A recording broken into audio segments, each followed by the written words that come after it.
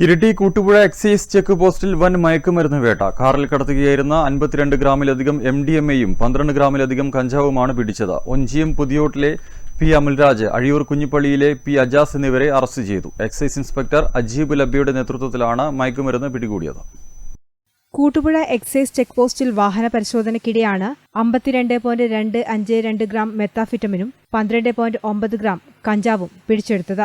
സംഭവവുമായി ബന്ധപ്പെട്ട് വടകര ഒഞ്ചിയം സ്വദേശി പി അമൽരാജ്, അഴിയൂർ കുഞ്ഞിപ്പള്ളി സ്വദേശി പി അജാസ് എന്നിവരെ അറസ്റ്റ് ചെയ്തു. ബംഗളൂരുവിൽ നിന്നും വടകരയിലേക്ക് പോകുകയായിരുന്നു സ്വിഫ്റ്റ് കാർ. കാറും എക്സൈസ് സംഘം കസ്റ്റഡിയിലെടുത്തിട്ടുണ്ട്. വാഹന പരിശോധനയ്ക്ക് assistant excise inspector V Manoj, preventive officer grade V Sreekumar, civil excise officer EH Femin, വനിതാ സിവിൽ എക്സൈസ് ഓഫീസർ ദൃശ്യ തുടങ്ങിയവർ നേതൃത്വം നൽകി. News bureau, Iritty.